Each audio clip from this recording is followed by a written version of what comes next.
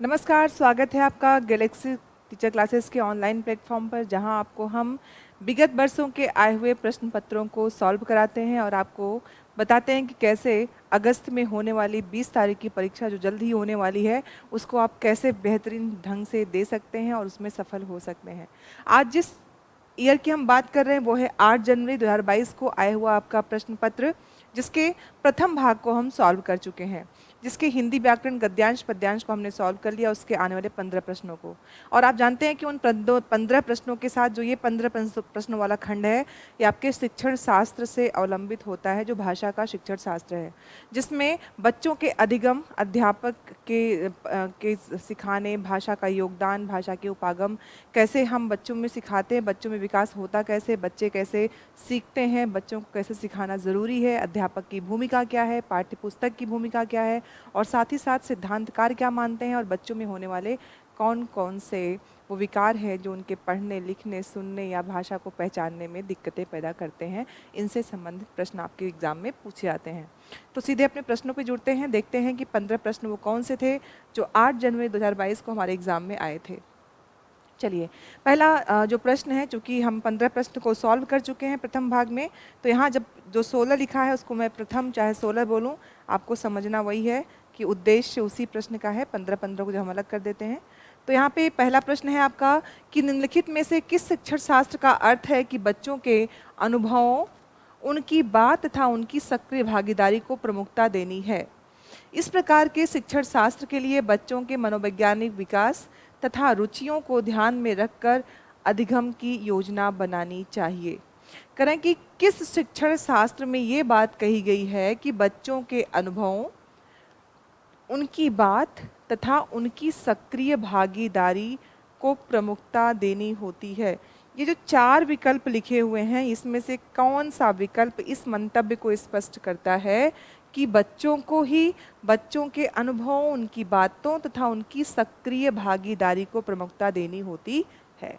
करें कि इस प्रकार के शिक्षण शास्त्र के लिए अधिगम की कौन सी योजना बनानी चाहिए।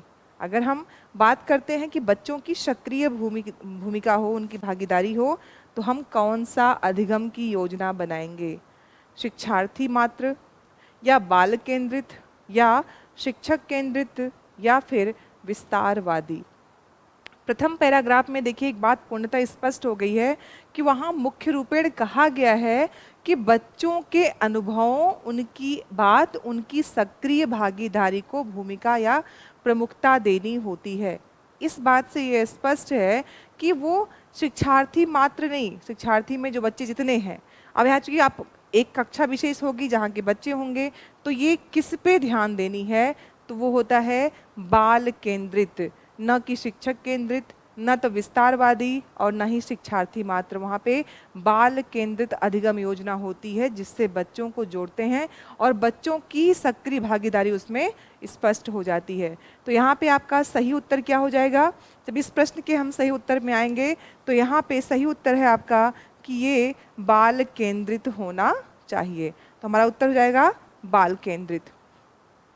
चलिए अगले प्रश्न पे आते हैं हम। अगला है आपका दूसरा 16वां प्रश्न कि समालोचनात्मक शिक्षण शास्त्र दृढ़ता से किस बात में विश्वास करता है? बच्चे विद्यालय के बाहर जो कुछ भी सीखते हैं वह अप्रासंगिक है। शिक्षार्थियों के अनुभव तथा दृष्टिकोण महत्वपूर्ण है। सी, शिक्षक को सदैव कक्षा निर्देशों में आगे रहना चाहिए। और डी, शिक्षार्थियों को स्वतंत्र रूप से तर्क करने की आवश्यकता नहीं है। अब कह रहे हैं कि समालोचनात्मक शिक्षण शास्त्र दृढ़ता से, समालोचना, समालोचना का मतलब गुण दोषों के साथ में हम उसकी आलोचना भी करें, उसके जो बेहतर चीज़ें हैं। आप जानते हैं ना, बच्चों को आगे बढ़ाने के लिए क्या ज़रूरत है? बच्चों को पुरस्कार और दंड। अब उस पुरस्कार दंड में जो उनके पुरस्कार है उस पर ज़्यादा फोकस किया जाता है। क्यों? जिससे बच्चों में लालसा बनी रहती है आगे बढ़ने के लिए। तो यहाँ पे समालोचनात्मक है कि बच्चे को सही और गलत दोनों के बीच के भेद को स्पष्ट करके बताने की बात कही जाती है। तो कह रहे हैं कि इसमें दृढ़ता से किस बात पे ध्यान दिया जाता है, वह दृढ़ता किस बात पे होती है, ये आपका प्रश्न है। तो बच्चे विद्यालय के बाहर जो कुछ भी सीखते हैं वह अप्रासंगिक है। क्या आपको लगता है कि ये बात यहाँ पे वो होगी? क्योंकि इस बात पे तो विश्वास नहीं है, अप्रासंगिकता की बात कहीं पे होती ही नहीं है, तो ये विकल्प नहीं होगा। दूसरा दिया गया है कि शिक्षार्थियों के अनुभव तथा दृष्टिकोण महत्वपूर्ण है। चूंकि समालोचनक शिक्षा शास्त्र कहता है कि बच्चों के अनुभव भी उसमें जुड़े हैं, बच्चे क्या सोचते हैं, बच्चे किस तरह से सोचते हैं और बच्चे उसको किस तरह से उसमें जोड़ना चाहते हैं, ये बातें उसमें बहुत ज़रूरी हो जाती हैं। तो जो प्रश्न है वो प्रश्न सीधा आपसे यही है कि महत्वपूर्ण दृष्टिकोण है, लेकिन चूंकि वी वाला सही लग रहा है, लेकिन फिर भी हम बाकी विकल्पों को पढ़ेंगे। बाकी विकल्प क्या कह रहे हैं कि शिक्षक को सदैव कक्षा निर्देशों में आगे रहना चाहिए। कक्षा निर्देश मात्र देना ये अध्यापक का गुण नहीं होता है। कक्षा में आके सिर्फ निर्देश देके शिक्षक अपने अपने कार्य की प्रतिपूर्ति नहीं कर सकता है, क्योंकि समालोचना जो होती है बच्चों, आप जानते हैं कि 2005 में जब राष्ट्रीय पाठ्य चर्चा रूपरेखा प्रस्तुत की गई थी तो उसमें चिंतन मनन के अवसर प्रदान करने की बात की गई थी कि बच्चों में क्या हो, आपस में चिंतन मनन करने की हो, उनके विचारों की स्वीकृति दी जाए बच्चों की। और ये बात जो की गई थी राष्ट्रीय पाठ्य चर्चा रूपरेखा 2005 की बात है कि इसमें समालोचनात्मक शिक्षण शास्त्र के महत्व की बात करते हुए इसको प्रस्तुत किया गया था। और ये भी देखना बहुत ज़रूरी था, उसमें उस रूपरेखा में बताया गया कि बच्चों को कैसे उनके जीवनानुभव को जोड़ा जाए और कैसे उस प्रक्रिया में बच्चों के समाजीकरण में बच्चों की उसमें योगदान देने की कोशिश की जाए। और साथ ही इस बात पे ध्यान दिया गया था कि इन चीज़ों के साथ जो बच्चों की योग्यता का पोषण होना है वो इसके अनुरूप होता रहे और बच्चों की सहायता भी की जाए और उनका परीक्षण भी किया जाए। तो यहाँ पे ये जो आगे रहना चाहिए वाली बात सही नहीं होगी। शिक्षार्थियों को तर्क देने की आवश्यकता नहीं है, बात तो बिल्कुल भी सही नहीं होगी, क्योंकि बच्चे जब तर्क देना शुरू करेंगे तभी अपनी बातों को रख पाएंगे। तो यहाँ पे सही उत्तर हो जाएगा कि शिक्षार्थी अपने अनुभवों को, दृष्टिकोण को उनके महत्व दिया जाता है। ये मुख्य बात आपकी हो जाती है। चूँकि जब ये रूपरेखा दी गई थी उसमें इन बातों को महत्व दिया गया था, इसीलिए हमारा विकल्प वी सही हो जाएगा समालोचनात्मक शिक्षण शास्त्र के अनुरूप। 18वां प्रश्न है कि यदि शिक्षक नया पाठ पढ़ाने से पहले विद्यार्थियों को मनोरंजन से जुड़ी गतिविधि में संलग्न करते हैं तो क्या उद्देश्य हो सकता है। पहले हम पढ़ लेते हैं कि विद्यार्थियों का ध्यान हटाना, ये तो बिल्कुल भी नहीं हो सकता है, लेकिन फिर भी पढ़ते हैं कि पाठ आरंभ करने से पूर्व विद्यार्थियों को अनुशासन में करना, सी कार्यभार को कम करना, या डी विद्यार्थियों में प्रोत्साहन और उत्साह का संचार करना।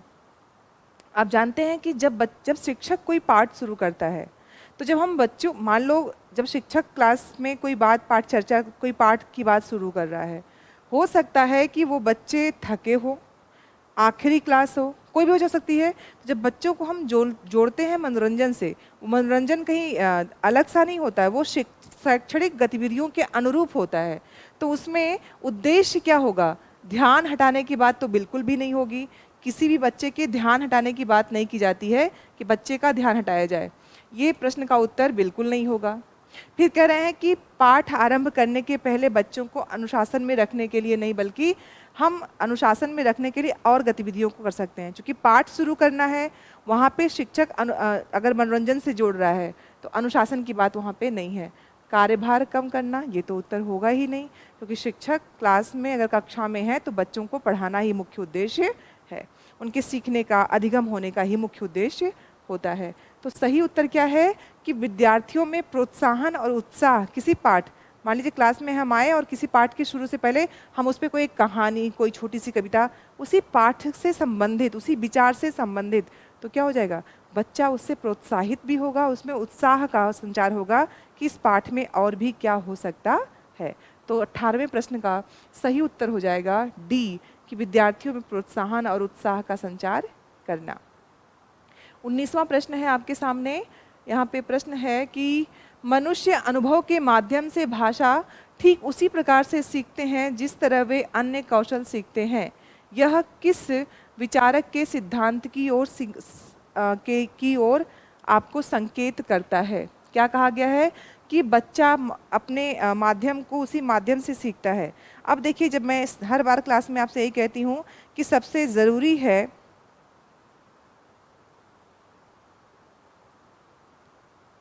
सबसे ज़रूरी चीज़ होती है बच्चों में, जब हम बच्चों को सिखाते हैं तो बच्चों के लिए सबसे ज़रूरी है कि ये चॉम्स्की, पियाजे, वाइगोत्स्की, स्किनर या जितने भी हमारे सिद्धांतकार हैं, उनके सिद्धांतों के मूल एक एक शब्द आपको याद हों।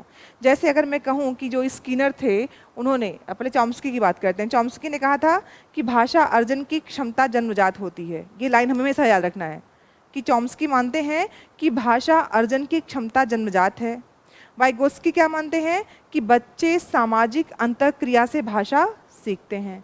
अब दो, चॉम्स्की कहते हैं कि बच्चा जन्मजात सीखता है, जब वाइगोत्स्की कहेंगे तो कहेंगे सामाजिक अंतःक्रिया से बच्चे सीखते हैं।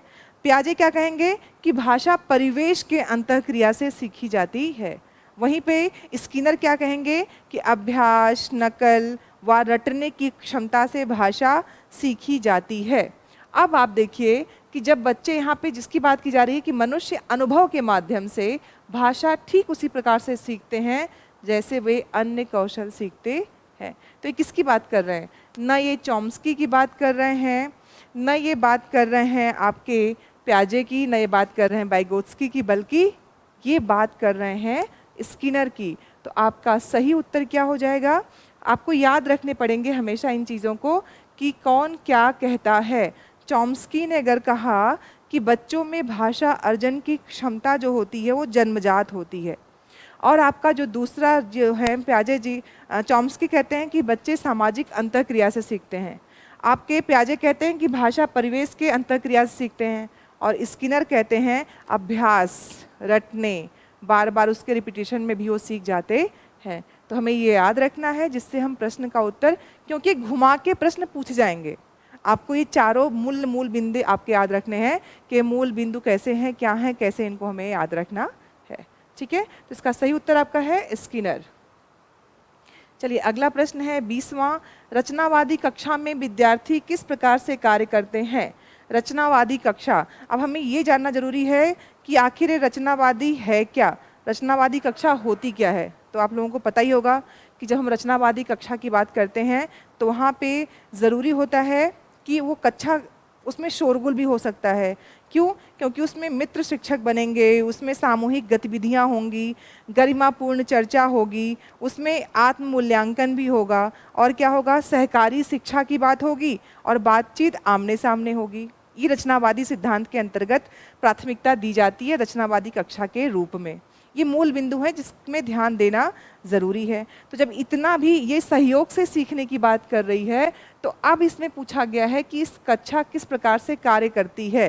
तो जब मुख्य बिंदु हमें पता होते हैं तो किसी भी प्रश्न का उत्तर देना मुश्किल नहीं होता है। लिखा है पहला कि समूह में अंतःक्रिया करते हैं तथा कक्षा में आवाज़ें करते हैं। ये ही उदाहरण सही है, लेकिन हम चारों तीनों पढ़ लेते हैं विकल्प, कि अपनी कापियों में सभी विकल्प लिखते हैं। बिल्कुल भी नहीं। रचनावादी क्लास की कक्षा की जो बात होती है उसमें एक दूसरे से बात करते हुए शिक्षक, बच्चे आपस में जो बात करते, समावेशी कक्षा के रूप में एक दूसरे से प्रश्न करते हुए, बातचीत करते हुए शोरगुल की स्थिति हो सकती है। तो विकल्प लिखने की बात बिल्कुल नहीं होगी। केवल शिक्षा से नहीं करते हैं, किसी प्रकार की अंतःक्रिया नहीं करते हैं, ये बात बिल्कुल भी सही नहीं है, क्योंकि वो क्या करते हैं, समूह में अंतःक्रिया करते हैं। रचनावादी शिक्षा के उद्देश्य ये होते हैं कि बच्चे में जितने से ज़्यादा उसकी बातों को निकाला जा सके, उसके अंतःक्रिया के द्वारा, आपस में बातचीत के द्वारा, आत्मावलोकन के द्वारा। तो हमारा सही उत्तर क्या हो जाएगा 20वें का सही उत्तर ए हो जाएगा। चलिए अगला प्रश्न है हमारे सामने कि निम्नलिखित में से कौन सा भाषा शिक्षण के सिद्धांत के रूप में नहीं लिया जा सकता। इसमें से प्रश्न आपका पूछा गया है कि निम्नलिखित में से कौन सा भाषा शिक्षण के सिद्धांत के रूप में नहीं लिया जा सकता। प्रश्न के रूप को पढ़ना और समझना सबसे ज़रूरी होता है कि हम प्रश्न के प्रकृति को समझें। यहाँ पे नहीं की बात की गई है, और जब नहीं की बात है तो हमें उस सिद्धांत में, उस प्रश्न में जो नियम है उसके नहीं वाले एस्पेक्ट पे ध्यान देना होगा। तो कहा गया कौन सा भाषा शिक्षण के सिद्धांत के रूप में नहीं हो सकता। पहला लिखा है चयन तथा श्रेणियों में बांटना, विशिष्ट रूप से पठन कौशल पर बल देना, सी एकीकृत तरीके से शिक्षण करना, और डी अधिक से अधिक अवसर देना। इसमें से कौन सा विकल्प सही है? ये आपका मूल प्रश्न है कि इसमें से कौन सा सही है। कह रहे हैं कौन सा नहीं है। अब भाषा शिक्षण में क्या होता है, हम चयन तथा श्रेणियों में बांटते हैं। शिक्षण में जो बच्चों को एकीकृत तरीके से करते हैं, अधिक से अधिक अवसर भी देते हैं, लेकिन क्या नहीं करते हैं, विशिष्ट रूप से पठन कौशल पर बल देना। विशिष्ट पठन कौशल पे नहीं होता है, हम चारों कौशलों को बढ़ाने की बात करते हैं। वाचन से लेके, श्रवण से लेके, पठन से लेके उनके वाचन तक की बात करते हैं। तो हमारा क्या होगा, ये वाला विकल्प सही हो जाएगा, क्योंकि नहीं की बात की जा रही है कि नहीं लिया जा सकता। तो हमारा प्रश्न जो सही होगा, बी को हम सही पे निशान लगा देंगे कि हमारा 21वें का सही उत्तर है बी। चलिए अगला प्रश्न है 22वां। सहपाठी एक दूसरे के प्रति स्वीकृति का भाव रखें, इसके लिए किस तरह की कक्षाई परिवेश उपयुक्त है। समावेशी शिक्षा है ना, कि एक साथ बच्चे विविध जगहों से आते हैं, बच्चा एक ही परिवेश से तो आता नहीं है। तो यहाँ जो मुख्य बात है कि कैसे हम बच्चों में यह स्वीकृति का भाव रखें एक दूसरे के प्रति, वो कब होगी, जब हम बच्चों को अब इसके पहले ऑप्शन पढ़ लेते हैं कि इसमें क्या क्या दिया हुआ है, कि विविधता वाले शिक्षार्थियों वाली समावेशी कक्षा, बी चयनित शिक्षार्थियों वाली समावेशी कक्षा, सी विविधता वाले शिक्षार्थियों वाली विशिष्ट कक्षा, चयनित शिक्षार्थियों वाली विशिष्ट कक्षा। कौन सी कक्षा होगी जिसमें ये ज़रूरी है। अब देखिए, चयनित शिक्षार्थियों का वाली समावेशी कक्षा, यहाँ पे चयनित करके अलग से करने की ज़रूरत बिल्कुल भी नहीं होती है, तो ये वाला ऑप्शन नहीं होगा। विविधता वाले शिक्षार्थियों की विशिष्ट कक्षा, ये भी नहीं है, सही है। और चयनित शिक्षार्थियों वाली विशिष्ट कक्षा, ये तीनों विकल्प सही नहीं है। ये जो लिखा है कि विविधता वाले शिक्षार्थियों वाली समावेशी कक्षा, विविध जगहों से आने वाली समावेशी कक्षा क्या होती है, उसमें जिसमें भेदभाव रहित कक्षा में न विशिष्ट, न मध्यम, न बिल्कुल नीचे की बात बच्चों की बात की जाए, वहाँ पे सब में भेदभाव ना हो, समायोजन की कला का विकास हो सबके बीच में, और सामान्य, विशिष्ट और विकलांग सारे बच्चे एक साथ हों। ध्यान रखिएगा इस बात का कि वहाँ पे ऐसा नहीं होता कि विकलांग बच्चे अलग, सामान्य बच्चे अलग, विशिष्ट बच्चे अलग, सभी बच्चे एक साथ वहाँ पे कक्षा में हों और सभी को एक साथ शिक्षा प्राप्त करने का अवसर मिले, यह समावेशी कक्षा होती है। और ऐसी कक्षा में हम क्या करते हैं, जो परिवेश होता है, जब ये कक्षा देंगे तो बच्चों में एक दूसरे के प्रति स्वीकृति आएगी। तो हमारा सही उत्तर क्या हो जाएगा 22वें का, ए, कि किसी भी कक्षा में एक दूसरे के प्रति स्वीकृति का भाव तब आएगा जब विशिष्ट बच्चा हो, सामान्य बच्चा हो या विकलांग बच्चा हो, सबको एक साथ समायोजित करके एक दूसरे के प्रति उसके विशिष्ट, विकलांग या किसी अन्य गुण की वजह से नहीं, बल्कि कक्षा में समावेशी माहौल तैयार किया जाए और सबको बराबर से शिक्षा प्राप्त करने का अवसर दिया जाए। ठीक है, चलिए अगला प्रश्न है 23वां, कि निम्नलिखित में से कौन सा उपचारात्मक शिक्षण का उद्देश्य नहीं है। अब देखिए यहाँ भी आपका प्रश्न क्या आ गया कि उपचारात्मक शिक्षण का उद्देश्य नहीं है, होता तो प्रश्न का उत्तर आसान हो जाता है। यहाँ पूछा गया है कि उपचारात्मक शिक्षण का उद्देश्य नहीं है, तो हमें क्या ध्यान रखना होगा, जब भी इस तरह के प्रश्न होते हैं तो आपको ध्यान देना है कि उपचारात्मक शिक्षण है क्या, कि बच्चों में गलतियां हो रही हों तो त्रुटियों को सुधारा जाए। सबसे पहला ही होता है कि अगर बच्चे कोई भी त्रुटि कर रहे हैं तो उसको सुधार दिया जाए। दूसरा मुख्य बात क्या होती है कि छात्रों के पिछड़ेपन को दूर किया जाए, समुचित दिशा में जो विकास बच्चों का हो उसका हम प्रयत्न करें वहाँ तक पहुँचने के लिए।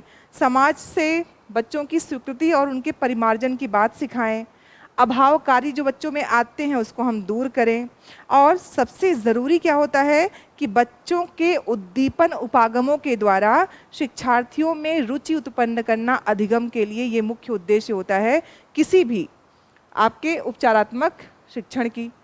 अब यहाँ पे क्या उद्देश्य नहीं है प्रश्न पूछा गया, तो जब आपको ये पता है कि उद्देश्य क्या है तो उत्तर आप बहुत आसानी से दे सकते हैं। विकल्प हम पढ़ लेते हैं कि विकल्प क्या है 23वें प्रश्न का, अप्रभावकारी आदतों को हटाना, ये होना चाहिए, तो ये उत्तर नहीं होगा। उन भाषा तथ्यों को दोबारा पढ़ाना जो उन्होंने सही से नहीं सीखा है, तो ये भी उत्तर नहीं होगा क्योंकि नहीं पूछा गया, ये भी सही है। फिर है शिक्षार्थियों को अच्छी तरह रटाना, और डी है उद्दीपन उपागमों के साथ शिक्षार्थियों में अधिगम के लिए जागृत करना। जब मैंने आपको बताया था कि क्या क्या होना चाहिए, तो हमने इन सब की बात की थी, लेकिन हमने क्या बात नहीं की थी, ये रटाने वाली बात हमने नहीं की थी। हमने नहीं कहा कि रटाना चाहिए।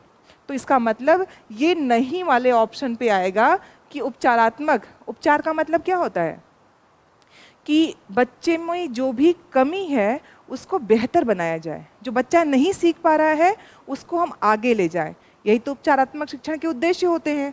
तो यहाँ पे रटाने की बात नहीं की जाती है, समझाने की बात की जाती है, क्योंकि आप जानते हैं रटी हुई चीज़ें बच्चों को भूल सकती हैं। चलिए 24वां प्रश्न पे आते हैं हम जल्दी से। भाषा पढ़ाते समय विद्यार्थियों की प्रतिभागिता को बढ़ाने के लिए सबसे उपयुक्त उपागम होना चाहिए। सबसे उपयुक्त उपागम कौन सा होगा, आपसे ये पूछा गया है। आप जानते हैं उपागम कौन कौन से होते हैं। उपागमों की अगर हम बात करें तो संरचनात्मक उपागम होता है। वहाँ पे क्या होगा, जब हम बच्चे को किसी भी व्याकरण की क्रिया उसमें संरचना में बच्चों को कहाँ से कौन सा स्थान है वो पता हो, संरचना के अकॉर्डिंगली। रचनावाद में क्या होता है कि जो छात्र है वो सक्रिय रूप से संलग्न रहता है।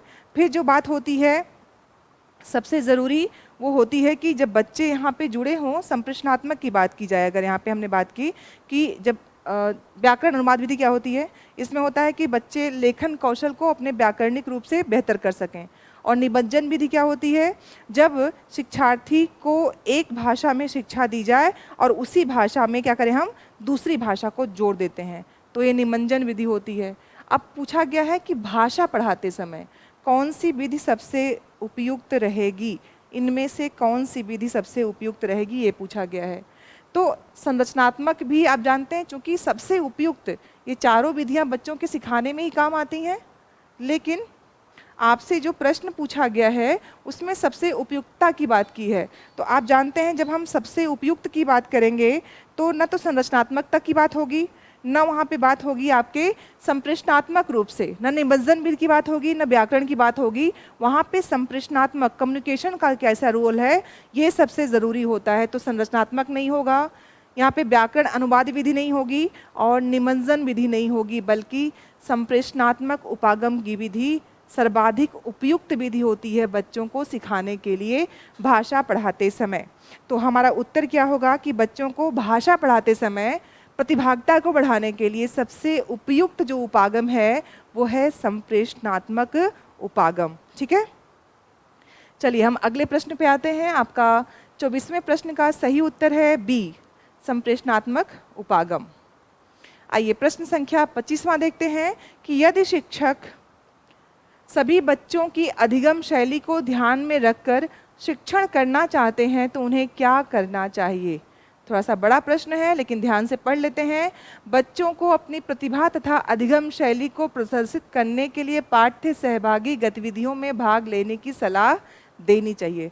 सलाह देनी चाहिए, प्रश्न क्या है कि जब बच्चों को शिक्षण, अध्यापक है ना, कि शिक्षण सभी बच्चों को अधिगम शैली को ध्यान में रखकर शिक्षण करना चाहते हैं, अध्यापक के लिए बात है ना, तो सलाह कैसे देंगे, शिक्षण को स्वयं उसमें जुड़ना है, तो पहला वाला विकल्प सही नहीं होगा। फिर है योगात्मक आकलन, परीक्षा में बैठने से पहले सभी पाठों की पुनरावृत्ति कहने के लिए कहना चाहिए। योगात्मक आकलन, ठीक है, लेकिन बात किसकी गई है, पाठों की पुनरावृत्ति, तो ये भी उत्तर सही नहीं होगा। फिर कह रहे हैं कि यह सुनिश्चित करने के लिए कि उन्होंने संकल्पनाओं को पूर्ण रूप से सीख लिया है, विद्यार्थियों की जल्दी जल्दी परीक्षा लेनी चाहिए, ये भी विकल्प सही नहीं होगा। ये तीनों विकल्प सही नहीं हैं। लास्ट देखते हैं कि विद्यार्थियों की विविधता को संबोधित करने के लिए विविध प्रकार की शिक्षण विधियों का प्रयोग। बिल्कुल, चूंकि बच्चों को शिक्षण कराना है बच्चों की अधिगम शैली को ध्यान में रखते हुए, तो हमारा डी वाला विकल्प सर्वाधिक सही हो जाएगा। बाकी उसमें शिक्षक के सिखाने के लिए जो इन्वॉल्वमेंट है वो नहीं हो रही है, इसलिए हमारा सबसे सही उत्तर डी प्रश्न का हो जाएगा, 25वें प्रश्न का। अगला प्रश्न है कि निम्नलिखित में से कौन सी भाषा की कक्षा में सबसे अधिक प्रभावकारी शिक्षण विधि है। वह कौन सी विधि है जो सबसे ज़्यादा प्रभावकारी है, किसके लिए, भाषा की कक्षा में। पहला ऑप्शन शुद्ध उच्चारण पर बल देना, ज़रूरी है लेकिन क्या सर्वाधिक, इसकी बात देख लेते हैं। पुस्तक की पाठ्य सामग्री को सस्वर, बेटा ये वह है, पुस्तक की पाठ्य सामग्री को सस्वर पढ़ाना। पाठ्य सामग्री में हड़लंत लगता है, तो पुस्तक की पाठ्य सस्वर की बात हो गई। फिर है शुद्ध उच्चारण तथा भावों के साथ पढ़ने पर बल देना। डी है विद्यार्थियों की रुचि के विषय पर चर्चा करना तथा विषय वस्तु से संबंधित शब्द संपदा पर ध्यान देना।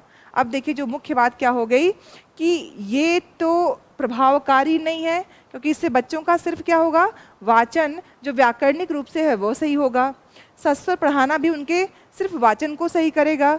ये बल देना क्या होगा, ये भी बच्चों के सिर्फ वाचन पे दे रहा है, कौशल पे, बाकी चीज़ों पे नहीं। तो यहाँ पे सही उत्तर क्या होगा कि विद्यार्थियों की रुचि के विषय पर चर्चा करना तथा विषय वस्तु से संबंधित शब्द सदा पर ध्यान देना। तो हमारा सही उत्तर क्या हो जाएगा, डी वाला प्रश्न का उत्तर सही हो जाएगा आपके 26वें प्रश्न का।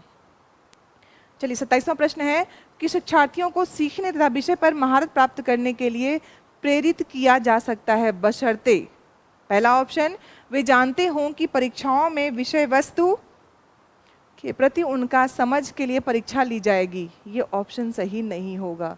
करें कि इस विद्यार्थियों की महारत प्राप्त करने के लिए प्रेरित कर सकते हैं, परीक्षा बच्चों को पता होती है तो इसके लिए महारत हासिल नहीं कर सकते, ये ऑप्शन सही नहीं है। फिर है उन्हें विश्वास हो कि जो काम वे कर रहे हैं वह रोचक है तथा उनके स्वयं के और शिक्षक के जीवन से संबंधित है। बिल्कुल नहीं, रोचकता जरूरी है लेकिन इसका संबंध शिक्षक और उनसे है। ये बच्चों को ये सब बातें पता होती हैं कि जीवन में शिक्षा का क्या महत्व है, लेकिन सीखने तथा विषय पर, यहाँ पर बात क्या है, सीखना और विषय पर महारत हासिल करना है, तो ये ऑप्शन सही नहीं होगा। फिर सी विकल्प दिया हुआ है कि उन्हें इस बात का पूर्वाभास, पूर्व में ही आभास हो, पहले ही पता हो कि उन्हें निर्देशात्मक उद्देश्यों की उपलब्धि के लिए सकारात्मक पुनर्बलन मिलेगा। जब बच्चों को पुरस्कार मिलता है, आप जानते हैं पुनर्बलन, जब बच्चों को हम प्रोत्साहित करते हैं, बच्चों को पता है कि हम जितना अच्छा करेंगे उससे हमें उसके एवज में ज़्यादा आगे बढ़ने की जो उनकी आकांक्षा है वो और बलवती होती है, क्योंकि पुनर्बलन के द्वारा उसको कहते हैं, हम उसको और आगे बढ़ाने की कोशिश करते हैं, शिक्षक उसमें करता है। तो आपका सही विकल्प तो सी है, लेकिन डी पढ़ लेते हैं पहले, कि वे इस बात को महसूस करते हों कि एक तरह के कार्य करने से वे अपने सहपाठियों से बेहतर निष्पादन। समावेशी कक्षा में बच्चों के प्रति ईर्ष्या की बात नहीं, प्रतिस्पर्धा हो, प्रतियोगिता हो, लेकिन ये भाव नहीं होना चाहिए कि वो एक तरह के कार्य से विद्यार्थियों से, सहपाठियों से बेहतर हों। वो आगे में बढ़ने के लिए समावेशी कक्षा में प्रयत्न करें, प्रयास करें एक साथ। तो यहाँ पे ये विकल्प सही नहीं होगा। आपका सही विकल्प होगा 27वें प्रश्न का, वो है सी। 28वां प्रश्न है आपका कि निम्नलिखित में से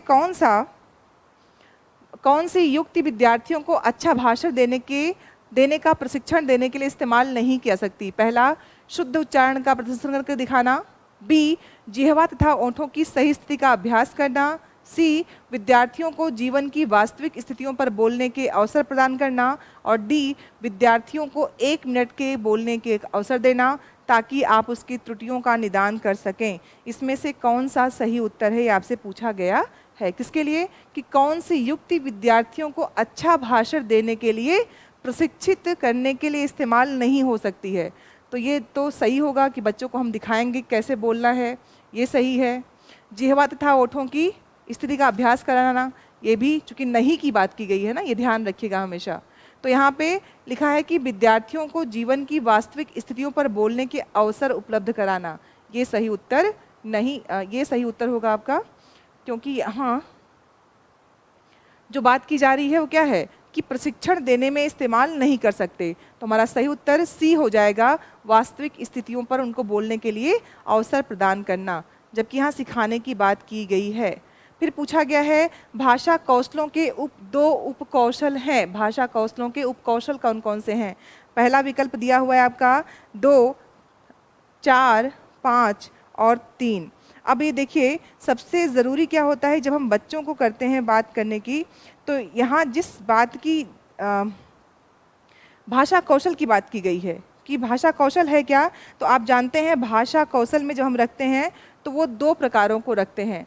और वो भाषा कौशल के प्रकार कौन कौन से हैं, 2 प्रकारों में उसकी हम बात करते हैं, जिसमें उनकी जो मुख्य बात आती है उसमें ये आपका सही उत्तर हो जाएगा। मैं लगा दूं, कौशल 4 हैं, उपकौशल 2 होते हैं। तो भाषा कौशलों के 4 कौशल हैं, उपकौशल 2 होते हैं। तो आपका सही उत्तर है बी, बी नहीं ए, 2। इसके बाद है बोधगम्य निवेशों का विचार सर्वप्रथम किसके द्वारा दिया गया। बोधगम्य निवेश, जब निवेश की बात आती है, मैंने पहले भी कहा था कि आप लोगों को हर वो शब्द याद रखना है जो मुख्य मुख्य सिद्धांतकारों ने दिया है। हम बात कर चुके हैं नॉम चॉम्स्की, स्किनर, सबके। यहाँ पे जो नाम है क्रेशन, क्रेशन को आप जानते हैं, ये हमेशा निवेश की बात करते हैं बच्चों के सिखाने के लिए। तो इसका सही उत्तर क्या है, स्टीफन क्रेशन क्या है, इसके समर्थन इनके द्वारा किया गया कि बोधगम्य निवेशों के द्वारा बच्चों की भाषा शिक्षा के बारे में बेहतर हम प्रयास कर सकते हैं। तो आपका सही उत्तर है यहाँ पे 30वें प्रश्न का ए ऑप्शन। ये था हमारे 8 जनवरी 2022 को आया हुआ प्रश्न पत्र। और प्रश्न पत्र के उत्तर के साथ साथ बहुत ज़रूरी बात क्या है कि वो आपको सिद्धांत के मूल तत्व मालूम हो, मूल तथ्य मालूम हो, और जितने भी निदानात्मक, उपचारात्मक, बोधगम्यता के जो उपागम हैं, जो पद्धतियां हैं, बच्चों में कौशल कैसे विकसित हों, बच्चों में कौशलों को कैसे कैसे शिक्षण में इस्तेमाल करते हैं, किस पे ध्यान देना है, इनसे संबंधित प्रश्न आपके समक्ष बनते रहते हैं। आपको उन प्रश्नों के उत्तर देने होते हैं। तो देखते रहिए हमारा ऑनलाइन प्लेटफॉर्म जिसका नाम है गैलेक्सी टीचर्स क्लासेज, जहां आपको टीचिंग से संबंधित समस्त एग्ज़ामों की तैयारी कराई जाती है। तो देखते रहिए, और साथ ही साथ सबसे ज़रूरी सब्सक्राइब कर लीजिए, लाइक करते रहिए, अपने सुझाव जरूर दीजिएगा जिससे हम आपको और बेहतर सामग्री उपलब्ध करा पाएँ। तब तक पढ़ते रहिए, आगे बढ़ते रहिए। मिलते हैं नेक्स्ट वीडियो में। धन्यवाद, नमस्कार।